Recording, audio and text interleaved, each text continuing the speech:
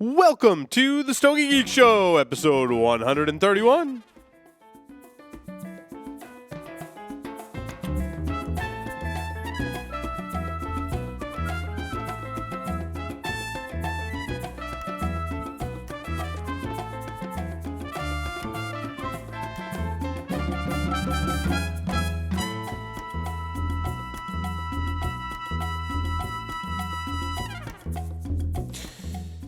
This episode is sponsored by M. Bombay Cigar, representing the most admired cigar culture of Cuba.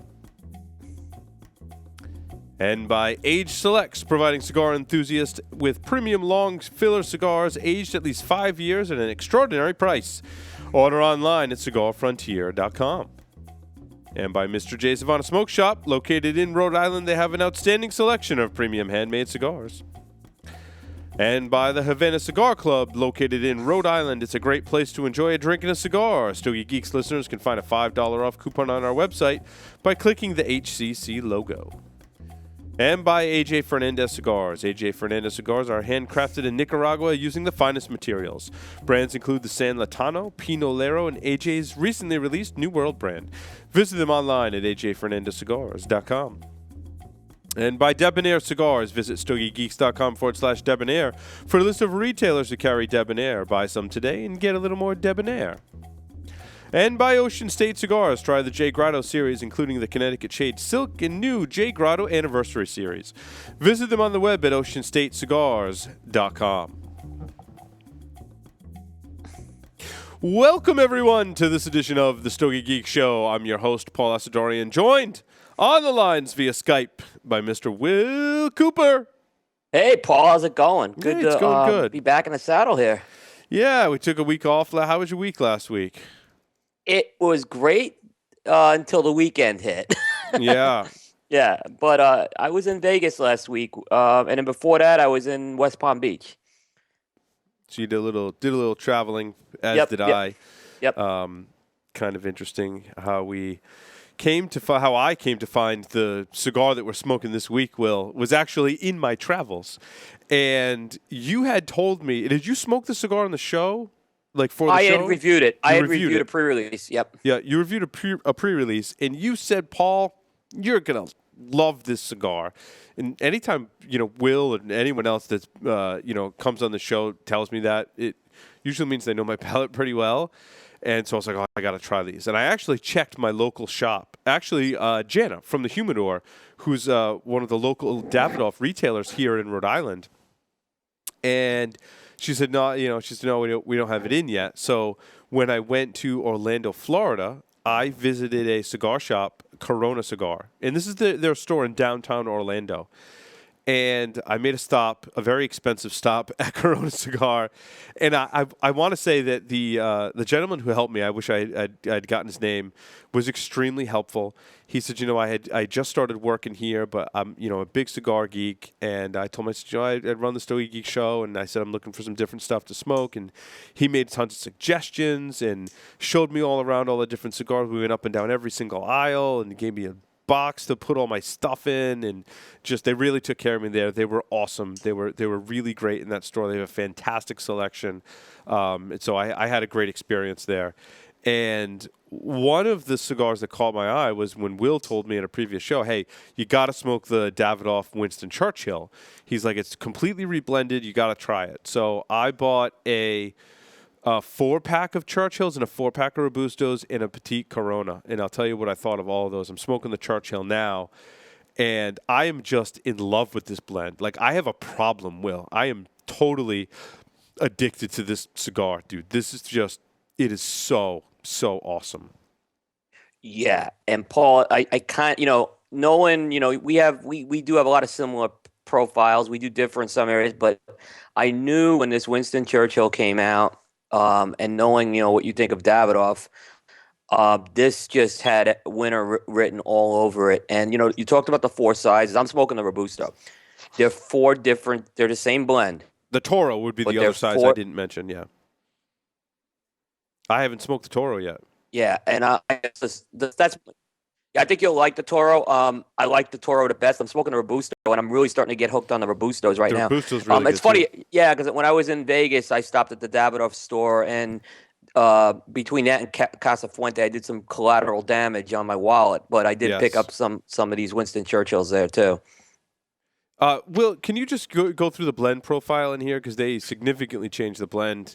While you do that, I'm actually gonna hold the cigar close up for the camera so that we can get a look at it and check out the band on it and stuff. It's beautiful.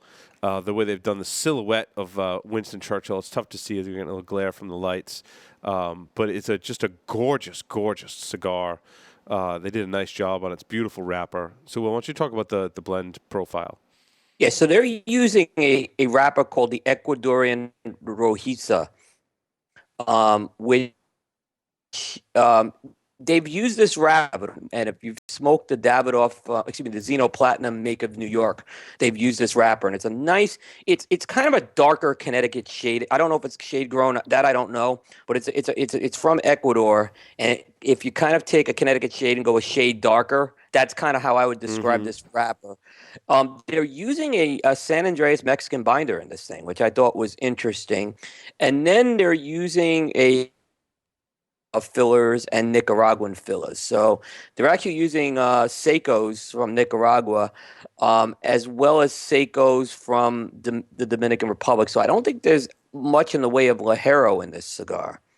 Um, that being said, I mean, they just created a very, very smooth and flavorful cigar with this. And like I said, all four of the sizes are going to give you something different. That Churchill you smoke is probably the most dialed back It is, of the, yes. yeah. I smoke the Churchills more so in the morning than the Robusto, and Yeah. we'll talk more about this when we get into our stogies of the week. Yep. But to speak to the Churchill, I really like it. It's a very slow smoking Churchill.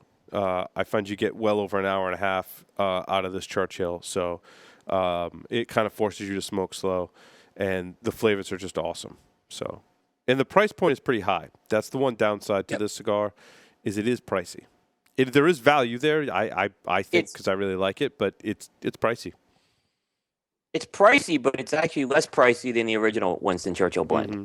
Yep. Yeah, forget about whatever you think about the price, flavor profile, smoking experience of the previous Winston Churchill. This is a completely different cigar. Yeah. I mean, I think it's priced similar to Davidoff Nicaragua. I think they Mm. kind of kept it in that range, that mid 12 to 17. I think I'm kind of pulling that out, but I believe that's where the price point's gonna fall.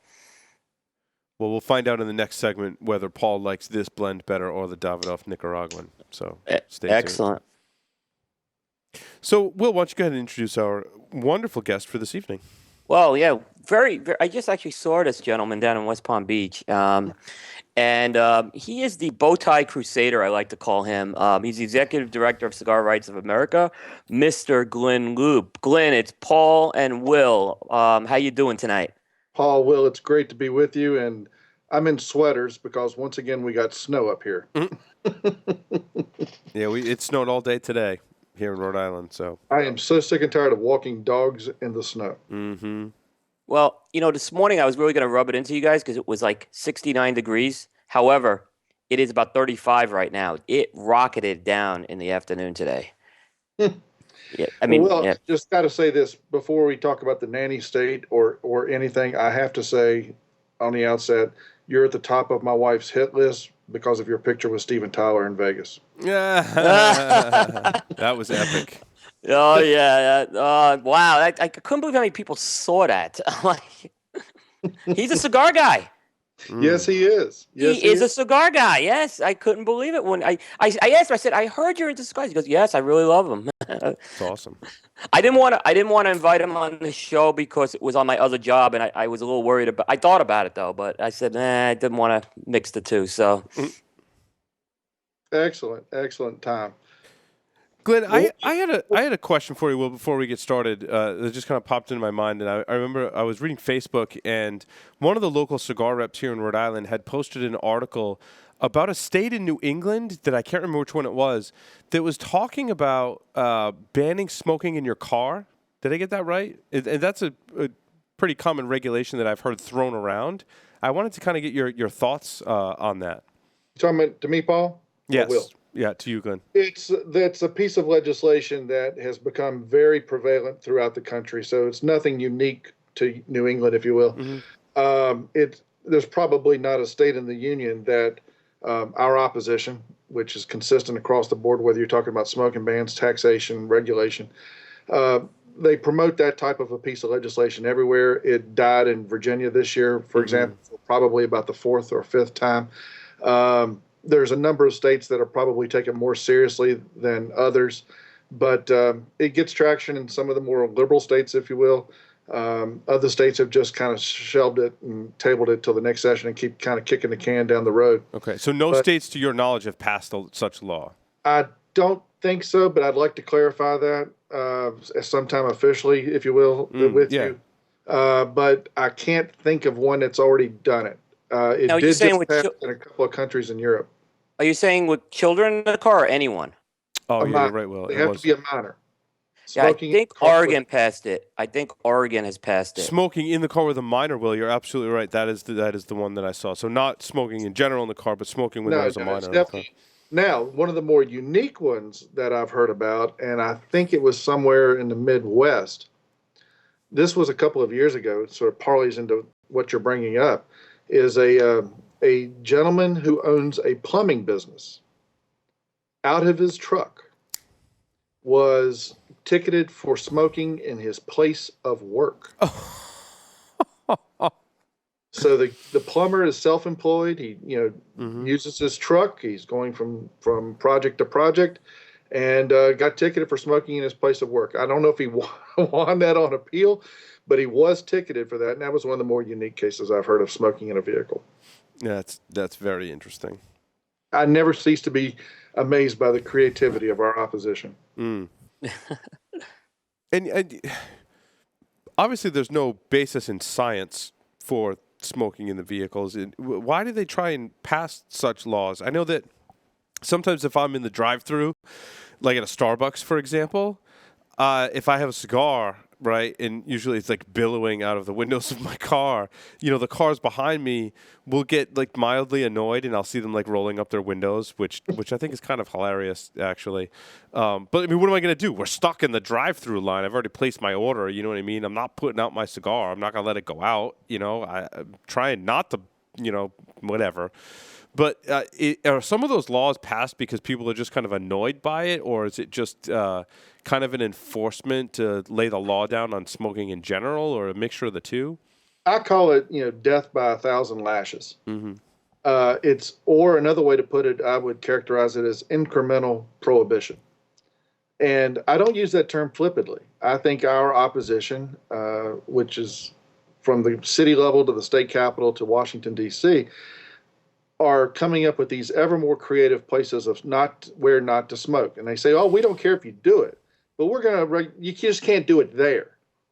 And, we catch some flack for not diving into all of these public park government property smoking bans. Well, we could spend 24/7 on that and have absolutely nothing to show for it.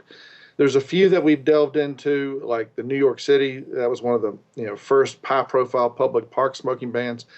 But to me, it reinforces our message, and that is to keep your government paws off of the cigar bars, cigar lounges, cigar shops, which should be viewed as nothing short of sacred and holy ground for cigar smokers.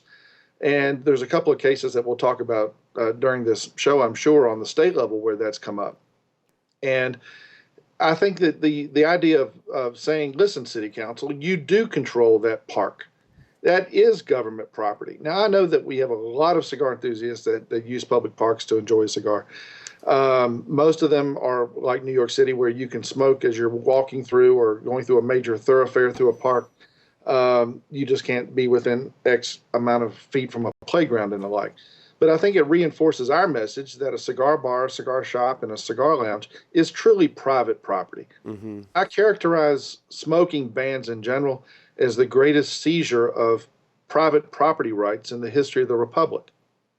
Our opposition has done a magical job for really the last 25 years of convincing the political community that a bar and a restaurant is public domain, and it's not. It's my house, my rules. Just like sitting here, you and I, enjoying a cigar on private property. But the opposition's getting more creative at convincing that if the public is allowed in, that it's within the public domain, and nothing could be further from the truth. And the same thing of similar regulations that have been proposed that say you can't smoke in your backyard because the smoke's going to like carry over into your neighbor's yard, and that's somehow not fair to them or something like that. I mean, that's just completely ridiculous. I've heard of those. The same types of homeowners associations ban barbecue pits, and it just shows that they'll stop at nothing. Yeah, I always found it very interesting where if we're at a party in the summertime and we're all outside on a deck, that, if you light up a cigar, it's like, oh my God, the smoke is just, it's obnoxious. It's a health risk. When like literally 3 feet away, there's a grill that's billowing 300 times more smoke and everyone's breathing in. The kids are all playing around it, breathing in the grill smoke, but no one ever complains about that. But, lighting up a cigar, God forbid. Or being at an intersection in a major city and the diesel truck in front of you bellows out. Exactly. And we're bothering people. Yeah. So it's clearly not about health risks. That's kind of like smoke and mirrors that people are, that the, government regulators are convincing the public and, the people who are against tobacco are convincing the public that it is tied to some kind of health risk. But clearly they have no evidence that these bans that are affecting outdoor type areas or in your car have any bearing on any kind of public health. Well, I would refer folks that are interested in this side of the debate to go to our public comment that we filed with the FDA on August the 8th of 14 in response to the deeming reg that I know we're going to be talking about. But we specifically separated out the health impact section, and we were really the only national trade group that submitted quantifiable health data to reinforce our point on what is characterized as the low end of the health risk continuum. And we retained the services of Dr. Chris Coggins, who put in, I think it's about 32 pages worth of narrative charts and graphs to demonstrate the nominal nature of the health risk of premium handmade cigars.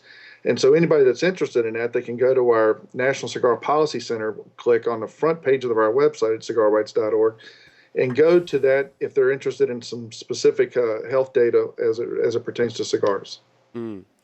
Now, it's interesting as we kind of move to the indoor type smoking, the argument, especially in this state, I live in Rhode Island. I think we were kind of one of the earlier states to ban smoking in all restaurant establishments, with very few exceptions to this day. And the argument was that it was protecting the workers that work there from secondhand smoke. How do we deal with that type of argument as now of course, they got that foothold and now they're extending it to, like you were mentioning before, well, a cigar bar. Sure, everyone that goes there is going to smoke, but what about the poor people that work there? That is one of my absolute most favorite questions ever that I get. It really is, because there is a marvelous answer to that. And I really have to credit what is pretty much a violently anti-tobacco state, and that's the state of Oregon. I've argued across this country that Oregon has one of the best cigar bar statutes in the country, and for one reason. This is a model that is now being utilized in other parts of the country, and that is they are the only place, or really, I guess, one of the first places. Again, we have to do some more research on that. But Oregon codified the employee waiver. You download it from the Oregon Department of Health website, and you certify it. If you have a cigar bar, you have very nominal types of benchmarks: $5,000 in on-site sales, independent ventilation, independent access, no one under 21 allowed, cigars only, all these qualifiers in the cigar bar statute. But then they add the employee waiver, and it's basically a 3-line form. And it says, I have been informed of the hazards of secondhand smoke. I have been informed of the Surgeon General's report, and I want this job, and this is where I want to work. You sign it, the employer signs it, end of discussion. It is taking the entire debate about involuntary exposure out of the equation. And We touted that model in the recent Nebraska legislation, which has been passed and signed by the governor. It's a part of the bill that's now pending and passed 2 committees in the state of Washington to try to get smoking allowed back into Washington state cigar bars, cigar lounges, and shops. It's a fabulous model, and it says, listen, I'm making a choice. You don't go to work in a cigar shop or a cigar bar without knowing what you're. Yeah. And you live in one of the places with one of the great holy grounds of cigar smoking, the Cigar Masters there in Providence. Have the employees sign it. It takes that debate out of it, and it takes one more notch out of the stick from the nannies. Exactly. No, I was unaware of that. That Oregon had that. I think that's great. It's a great model for others. Yeah. Now here in Rhode Island, the other one of the shining lights is that serving food is extremely difficult, and in fact, I don't think it exists in Rhode Island where you can serve food and have cigar smoking and serve alcohol. However, there are existing establishments and newer establishments opening up here in Rhode Island where they're able to serve alcohol and allow cigar smoking in them. So I'd like to see those newer places opening because it gives me hope that, yes, we can do this and we're going to do it. And in fact, those places, like you mentioned, Cigar Masters in Providence, they're widely successful. And they're starting to spring up. There's another one that opened up in Providence. There's another one down the street from the studio over in East Greenwich. Of course, we've got the Havana Cigar Club right next door. It's 3,000 square feet. And in fact, they're expanding into the northern part of the state. So I think it's great that we can still do that. I would like to see the food requirement kind of lifted as well. And some places are structuring that so that as long as you meet a certain threshold, a percentage of sales of tobacco with alcohol, with food, you can bring that type of occurrence back. And hopefully it'll become a growing phenomenon. And then you've got places that are doing a good job of having, for example, a great steakhouse, and then somehow physically separating the smoking area or the bar area from where it is actually being served. But you have the latitude to bring your food back. I'm sorry, hang on a second, Glenn. Will? Yeah. Your audio somehow just drastically, it sounded like it switched to the mic on your laptop or something. Let me check that. Go ahead, keep going. Or the gain, did you turn the gain up on your, it sounds. No, it's the same. It's interesting. Let me turn it down. I'll turn the gain down a little bit. Yeah, it sounds better already. I don't know what happened there. Sorry, Glenn. Go ahead. For an example, I remember a few years ago, being in Atlanta, and Buckhead Cigar is attached to a steakhouse, and you were able to have your dinner served in the cigar lounge portion of the cigar shops behind the steakhouse, physically attached. You shut a door, and you're able to enjoy your steak meal with a cigar there. So there's some places that are getting more and more creative about allowing us to enjoy it, and you really don't appreciate a cigar with food until you actually get to do it. Yeah, I agree. It's interesting, Glenn. Some people don't like eating and smoking at the same time. We've done segments on that, and I squarely fall in the camp of I'd love to have a drink, a cigar, and a steak all together. I think it's awesome. Nothing like it. Yeah. Nothing like it. If someone told me today, you've got 3 days to live, it's going to be one big giant New York strip, a great cigar, and a glass of bourbon. Yeah. I love it. Will, we mentioned, Glenn, you mentioned Nebraska briefly, and Will, you had some questions on that specific kind of smoking legislation happening in Nebraska. Oh, Will, now I can't hear you at all, Will. Did you mute yourself? Yep, I muted myself. Okay. You sound better now. Okay, I sound better. Awesome. So, Glenn, actually, it's kind of funny because when you were on the last time, the state of Nebraska, the Supreme Court, had basically just decided there was a final ruling in terms of that cigar bars were no longer allowed to have cigar smoking. And you had mentioned on the show that there was going to be some pending legislation. We are now 4 months later, almost, not even 4 months later. And not only has that legislation been introduced, it's been signed into law, and the law has been put into effect. I'm blown away that this happened so fast, and I think a lot of people are. What happened here? I mean, what magic happened here? It was fantastic. I mean, it's an absolute work of art. First of all, I want to give an amazing amount of credit for the accomplishment of this to probably three bodies. One, the on-the-ground lobbying that the Cigar Association of America did, the lobbying partnership between the Nebraska retailers and the International Premium Cigar and Pipe Retailers Association, and really those on-the-ground retailers in the state of Nebraska. It was a great partnership that they formed and laid the groundwork for that legislation. So kudos to CAA and IPCPR for the on-the-ground advocacy that they did on that. We were there the end of January for the Nebraska Cigar Festival. I look at my calendar in front of me to reference all this stuff. And we provided supporting testimony to the committee that passed the bill the first time around. And during the course of that weekend, Patrick Carr and I went to 11 cigar shops in 4 days, and really got my first feel for the cigar community in Nebraska. And I do characterize it as a cigar community. We went to all the shops in Lincoln, then we hit the road and went up to Omaha. We generated about 500 petitions in favor of the bill just through the course of those 11 pit stops, plus the Nebraska Cigar Festival that was at the end of that month, that Friday of the last weekend of January, I believe it was. And together, it was just an absolutely amazing thing. We met with the general counsel to the committee, the lead sponsor to the bill. We delivered our own letter of support to each member of the committee that was hearing the bill that Monday in Lincoln. It was well received when we were doing the Capitol. We were in the Capitol on and off for 2.5 days of the 4 days we were out there. So I detected the amount of support that the legislators had for the legislation. They really felt that it was a wrong by the Supreme Court in issuing the opinion they did. And basically, I also don't think the legislature appreciated being smacked down by the Supreme Court. So they came up with language that they thought could pass constitutional muster in the state of Nebraska.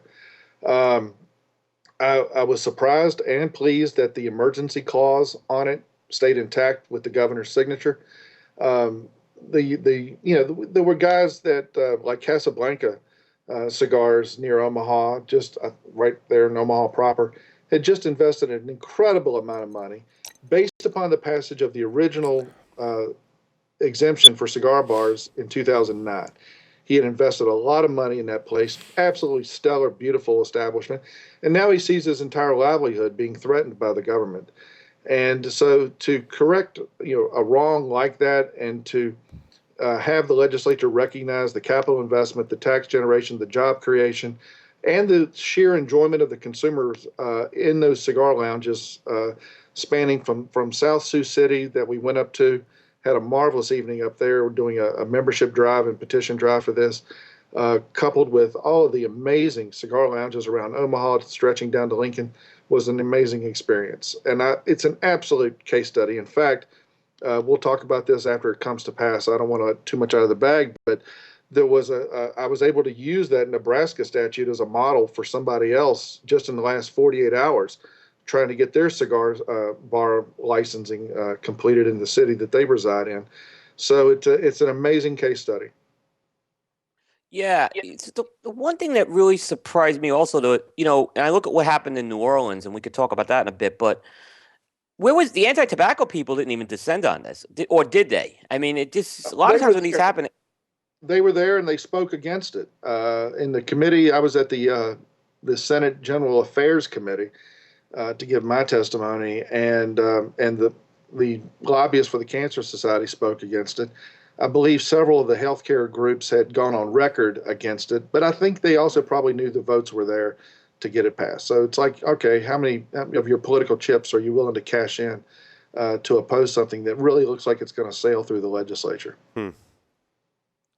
So, Glenn, obviously we were talking, I just mentioned New Orleans, and I remember you and I think we had a brief conversation about New Orleans at one point, and that this was a serious situation, I guess, this time around. And obviously a very widespread smoking ban was passed, and it's obviously affecting the trade show. I had heard, obviously IPCPR came out with a statement saying that there was some exemptions for being able to smoke. But here's my question. in terms of the trade show being in New Orleans right now, there's a lot of we have a lot of retailers, we have a lot of people who go to that trade show. Are they truly really going to be able to smoke at night at places? Because it still seems like it's very limited right now. And is there danger, in terms of that? Well, limited's a good word for it. And again, I commend the CAA and the IPCPR who went down to New Orleans and were able to successfully get some exemptions through that are critical to the success of the trade show. Having our manufacturers not be able to have cigar dinners and receptions and the like is a big deal. It's a big part of the economic impact of this trade show. So they were able to get the exemptions for trade show associated private functions, even if they're in hotels in the city. However, let's put it this way: the social life at night is after the trade show days is going to be limited in that regard, because there's a lot of bars that people, that you and I were welcomed at with a cigar throughout the French Quarter, that will not be able to accommodate us, that won't want us there. And God knows we're going to have a cigar in our hand from dawn to dusk and beyond, and we're not going to want to give it up. So those, something tells me we're going to be gravitating to those places that were exempt, i.e. the existing cigar bars and cigar lounges that existed and exist today in the city of New Orleans. And that's not very many when you put it into context. Excuse me, I'm tapping this off. In the context of how many people are coming to that city for the show. So I think we'll be seeing a whole lot of each other at the exact same places. Glenn, it was kind of fun. Are there regulations in New Orleans that prohibit smoking outside at a restaurant? Not that I know of, but I think there is a footage requirement as a component to this ban. Mm-hmm. So if you're at one of the steakhouses or one of the other restaurants that does have outdoor dining, there probably is going to be some restrictions on that, especially since there's food involved. Yeah. And I know a lot of the manufacturers are in fact, I know one that's going down next Tuesday to scout out locations for their respective dinner. So it's at the forefront of everybody's mind. Let's put it that way. And they really haven't fleshed out everything, and it was a convoluted mess. Councilwoman Latoya Cantrell really did a number on this. And if you can't beat Harris, well, if you can beat Harris, let's put it that way. If you can beat Harris Casino, which they did, when there's a report on the table conducted by the Louisiana State Police, because the state police governs the Gaming Commission. Right.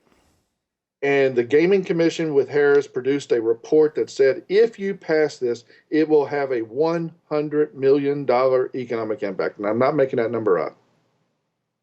A $100 million economic impact.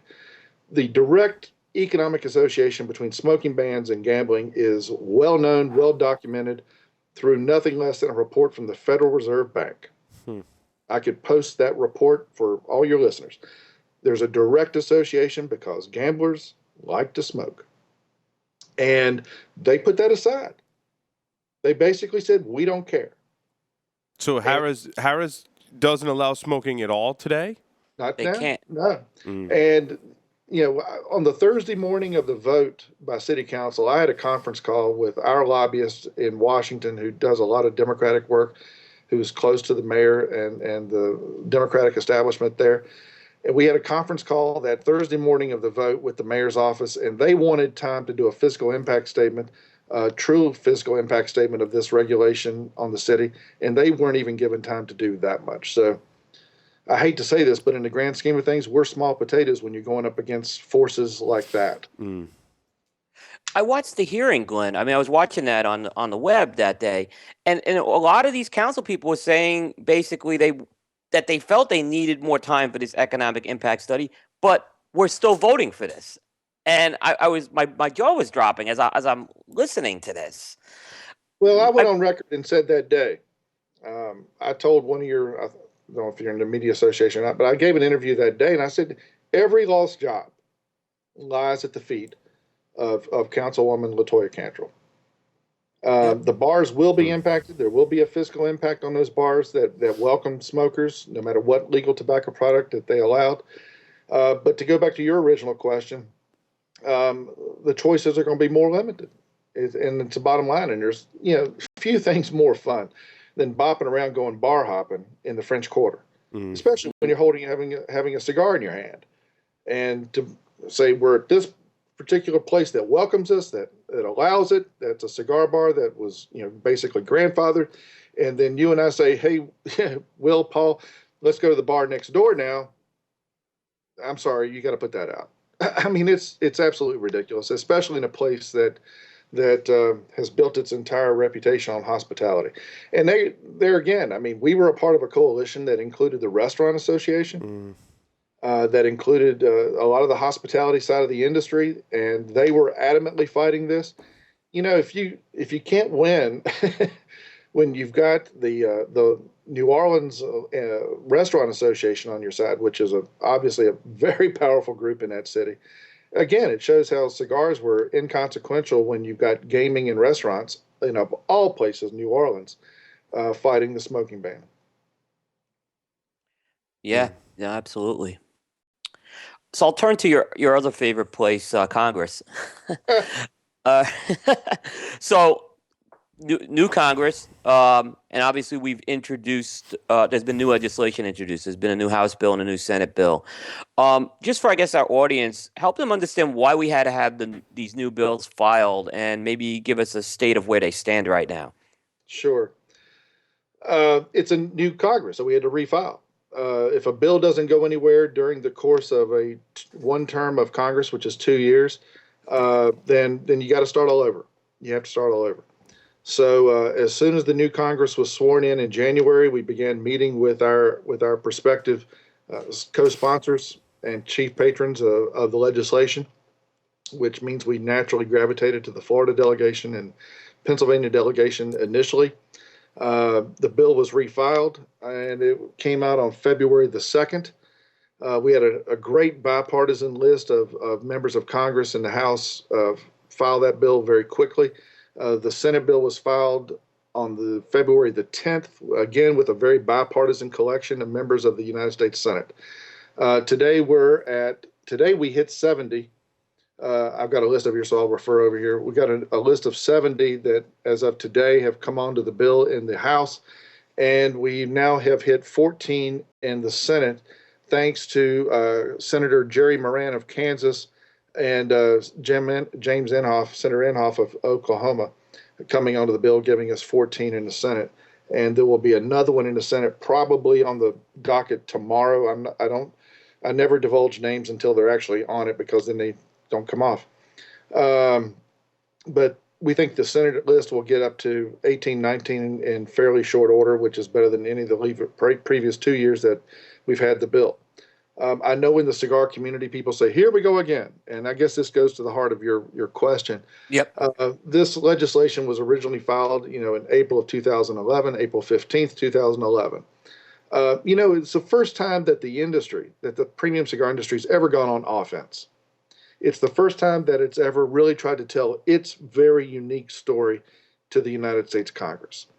And in that respect, it's worth every dime that's been paid to date, which from CRA's perspective is a little over $2 million. Just to be able to tell the story, just to create a platform for us to highlight to members of Congress the damage that these regulations can do. Now, as the old saying went in Washington in 2011, 12, and 13, we were fighting a ghost. We were fighting a ghost. All we had was the threat of regulation. And I'm going to hold something up. Tell me if you can see it. But there it is, the Federal Register. I see it on my screen. I hope everybody there can see it. Because on April 25th, 2014, that's the day the life of every cigar smoker in America changed forever. That was the day the deeming regulation came out. So from 2011, actually 2010, when the Tobacco Control Act was getting off the ground, through April 25th, 2014, we didn't know what we were fighting other than the threat of regulation. And they had posted over 9 times in the Federal Register their intent to regulate cigars. And then on 3 different occasions, the regulation of cigars made the president's unified regulatory agenda. And that's when we knew it was getting infinitely more serious. And the president would always release that unified regulatory agenda 24 hours before the day of Congress leaving town for a holiday. It'd be the day before Thanksgiving, the day before July 4th, Christmas break for Congress. It always came out then, which, because there's nobody around, nobody cares, and the media is slow and blah, blah, blah. But the legislation has served an incredible purpose because we know it's there to shape and mold the regulatory process. For example, the FDA actually took most of our exact language out of the bill to help define a premium cigar, with the exception of price. They threw in that $10 price qualifier to be qualified as premium, which has got to go and is virtually non-negotiable. But they extracted that out. And the legislation has allowed us a platform to tell the story to Congress and to tell the story to the FDA and to the White House Office of Management and Budget as to why this product is different, why it shouldn't be regulated the same way. So in that respect, the legislation is doing amazing things for the industry as a whole. So it's been refiled twice now. And now we're not fighting a ghost. This is the first session of Congress with a new Congress. This is the first time we've been able to go in with hard and fast reality as to what the regulations can do, i.e. pre-market approval for all new blends, new user fees, registration with the FDA, a ban on free samples. You and I were talking before the show began about how somebody gives us a cigar. Let's just make that a federal offense, by the way. So now we have these really serious quantifiable pieces to point out to Congress as to why they need to sign on to this legislation. And I think it's an amazing commentary that we've gotten 70 within the first 30 days of the new Congress. And same thing with the Senate, because the Senate number is almost at the number it was for the last Congress. I mean, so there's definitely been some. And I'll tell you a great thing that proves the point too of consistency. The cigar industry had a history of only reacting in time of crisis. S-Chip's here. We got to go to Washington. We got to fight S-Chip. Well, then what happened? They left town. The reason our opposition can win 8 out of 10 political battles is because they never leave. The political machine is never off. And now ours is never off. And that's a big difference. So the moral of that story is this. We had some members of the House get elected to the Senate in the last election, and guess what they did? They signed on to the bill as members of the United States Senate because they'd previously been on the bill in the House. And specifically, I would point out Senator Cory Gardner of Colorado and Senator Tom Cotton of Arkansas were both members of the House, got elected to the Senate. They previously were supporters of ours, and guess what? Now we have a political infrastructure that this industry never had before in its entire history. And it's a great commentary on political consistency. Glenn, do you think that's one of our greatest weapons in fighting the overall negative view of tobacco and smoking that has now poisoned, started to poison some of the cigar industry, or tried to anyway? I'm sorry, what? I didn't catch the first part of that. What's our greatest weapon? Is building that political infrastructure, and then, like you said, now we've got like our own tribe now that are politicians that are moving up in their careers, and they're part of our tribe, and now they're supporters of our cause. I think it's a marvelous way to put it, and in fact, what you're saying, I will refer to a quote from Lito Gomez. Is it's time to have a friends and enemies list, and now we do. Now through these 3 sessions of Congress, we've been able to build up that list of who our allies are and who our enemies are. We know who to stay away from and who to cultivate. And that also tells us who the undecideds are. And we're getting ready to launch a letter campaign that we'll talk about after it comes out for those that are on the fence, for those that have a strong retail presence, for example, in their state or in their congressional district. You're absolutely right. I mean, the consistency of this, building up that political infrastructure, and it's also proving true at the state level. Right now, I never would have thought that 6 years into this gig that we would have sitting members of state legislatures that are members of the Cigar Rights of America card-carrying members. And being able to have that type of a national network, whether they're in Congress or Capitol, is absolutely invaluable.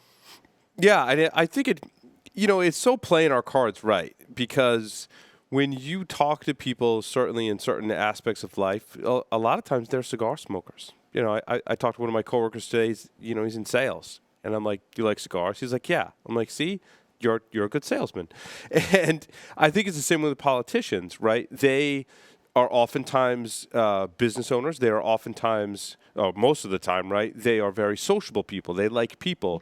And cigar smoking is there's a social aspect to it. There's no denying that.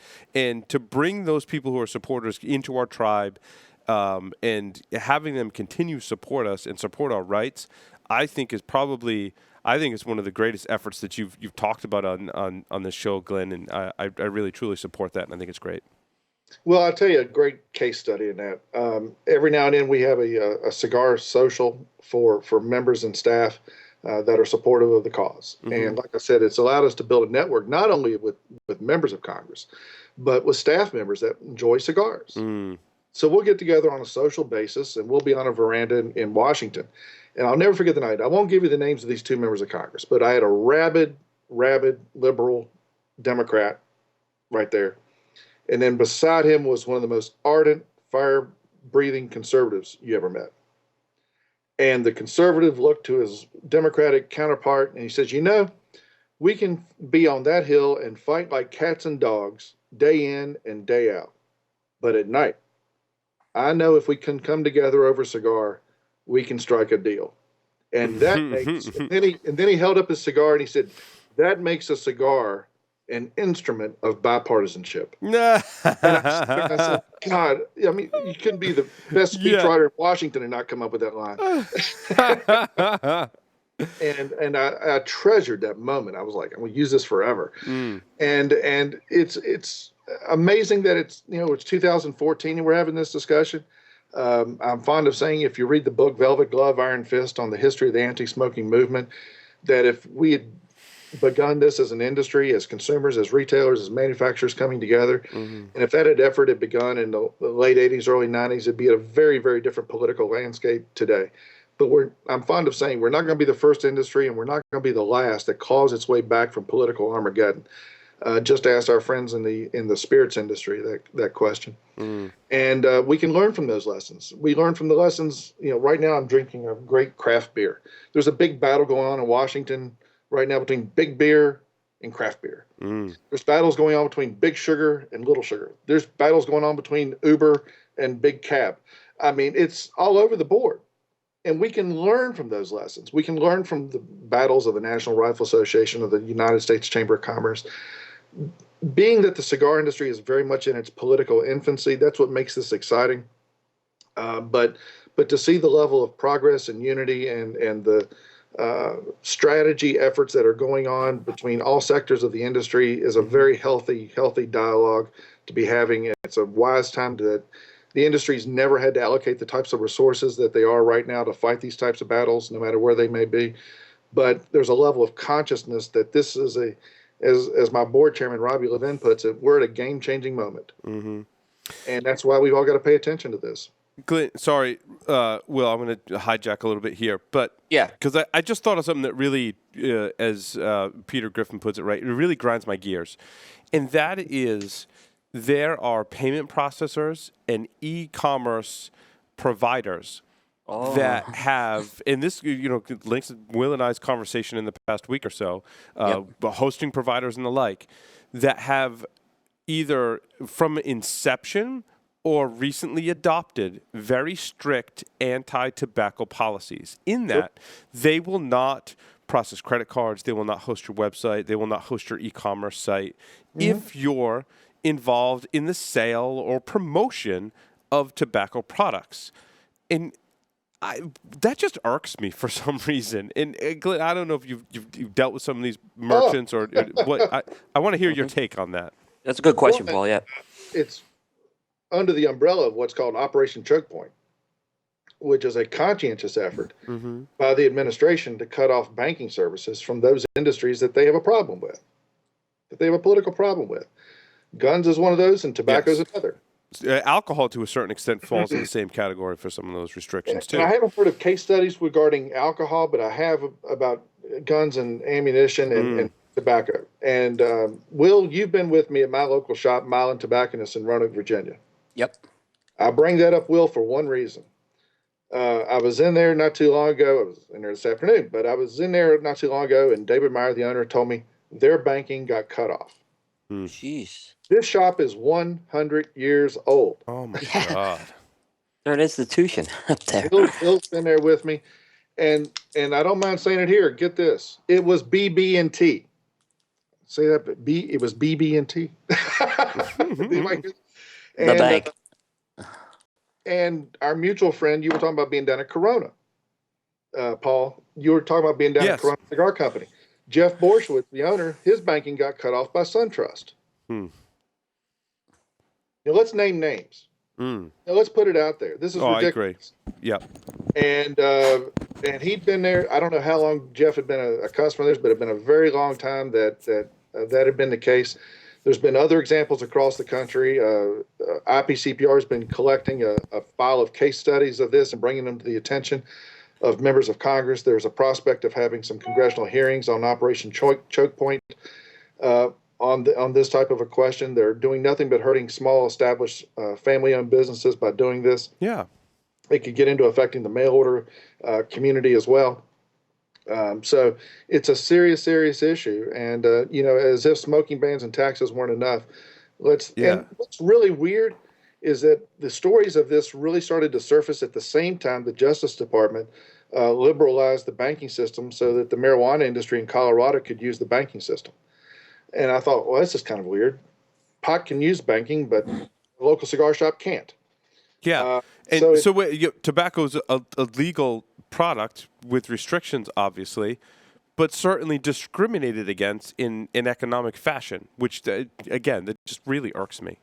With every reason to. It's a subject that's not going to go away, and it's become much more of an issue with the retail community, and I know that IPCPR has been fervently involved in it. Interesting. Yeah, I find it interesting that people think that the business owners of the big businesses like SunTrust Bank, for example, think that the economy is so great that we can just disregard entire industries based on our beliefs and values and just discount customers like that. I don't think that's right at all. The nanny state is very much alive. All right, sorry. I feel a little better now that I've vented. What other questions did you have for Glynn?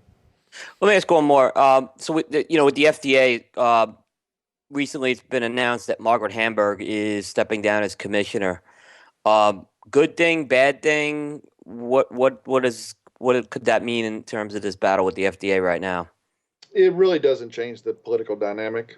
At first, on the day I was driving into downtown Washington when that announcement came out, and the immediate thought was, what would the impact be? There will be hearings for whoever the new commissioner is. Because of her announcement of her retirement, there was an immediate push by some members of the Senate specifically to get a rule out on cigars and e-cigarettes and the other things under this deeming regulation. There was a push to say, you've got to put a rule out before you leave office. And that's not going to happen. They've got 82,000 comments to go through, and it's just not going to happen. But it's highlighted how they were trying to use the political drama of her leaving to their advantage. The leading contender, I understand, is a cardiologist from Duke University who's already at the FDA to be her successor. The Mitch Zeller and the director of the Center for Tobacco Products at FDA is really driving this train. I don't think they're going to let the lack of a full-time commissioner versus an acting commissioner get in the way of the process of trying to get a rule out later this year. There is little doubt, though, that the question of regulating cigars and those other products will come up. It will come up at the confirmation hearing for whomever the new commissioner is. So it's political drama, but it's almost, I hate to say it, but it's almost inconsequential because the process is going to move forward with or without her at the helm. Glynn, sorry, we're running a little short on time, and I'm going to cherry pick one of your questions here. That's okay. Completely self-serving to me because I really want to hear Glynn's answer to it. So, since you've been on the show last, Glynn, there have been some news headlines with Cuba I'm glad you asked that one. Yeah, That was the one I was going to ask. my favorite. We couldn't get away. Glenn's got to answer that. I'm curious to hear what you think about that and its potential impact on the legislation that we're talking about. All right, I'll give you a quick answer on that if you let me give you 60 seconds on what's going on in the States after I finish. Sure, absolutely, go for it. One, I can't stand getting questions about Cuba, but it happens all the time. I bet. But here's the bottom line: the embargo is not going anywhere. No. So who cares? Mm-hmm. I love the statement. I love the statement that a friend of mine in New York posted. This was well before the president's announcement. And the statement was, when Cuba opens up, you're going to realize you were smoking great cigars all along. But that being said, one, I will echo the sentiments of our board member, Carlito Fuente, when he said, how can we talk about economic freedom until we've talked about political personal freedoms? And until the country opens itself to political and civil freedoms, we shouldn't be talking about shipping cigars anywhere. Because that's the most important point to be made, that individuals should have the right to self-determination, free speech, free press, before we should ever be talking about economic freedom. So that being said, I will pose this question. I will turn this back to you in this regard. And I've been having a lot of discussions about this in the last 3 days. I wonder if the president has informed the Cuban government of his intent to regulate their cigars. Yeah, that's a good point. Because they would not be any less subject to what the FDA has put on the table than our friends in Nicaragua, Honduras, and the Dominican Republic. And something tells me that has not come up in those discussions. And I'll leave that statement on that subject. Those are excellent points, Glenn, for sure. Real quick, because I know time is running out. One, we're really pleased that it looks like the Kentucky smoking ban is going down. It doesn't look like the one in Texas has any traction. It was great that the one in Mississippi, again, had no traction. It's great that there wasn't one introduced in Alabama, as is tradition. The one in Kentucky always kind of puts me on pins and needles, but there are serious tax increase proposals on the table in Kentucky and in Ohio that your listeners need to be cognizant of. There's active petitions on our website for 24 different states. And so no matter where you live, go to our site to the news section. You can click on your state. And if it's a burning issue, we've got an active petition. And all you have to do is put in your name and your zip code and our form letter against the tax or smoking ban or whatever the case might be. In some cases, in support of legislation, like in the state of Washington. You can participate in the democratic process for cigars by going to that site, going to that page, click on your state, and it will tell you what the burning state legislative issues of the day are in your respective capital. But right now, I remain concerned about the tax increase proposals in Kentucky and Ohio. Might have been something introduced in California in the last 24 hours that we need to do some more research on. But it looks like the smoking ban battles have almost died down for the year, which is good news, with I don't think any major casualties, if you will. Also, a new tax increase proposal introduced in Pennsylvania, where there is no cigar tax, and that would be a first and very bad for the industry. As well as a bill in Pennsylvania to close the exemptions for existing cigar bars or drinking establishments as a whole. So again, pick a state, go to cigarrights.org, and it will tell you what legislation is pending in your state. Awesome. You headed off my next question about what people can do and where the CRA is today with fighting legislation. So thank you for that, Glenn. Believe it or not, while I live in Rhode Island, Kentucky is very near and dear to my heart because I visit there every year for a conference, and I want to be able to smoke when I go to Louisville, especially downtown, because it's a lot of fun. It's a great city. Louisville's a great city.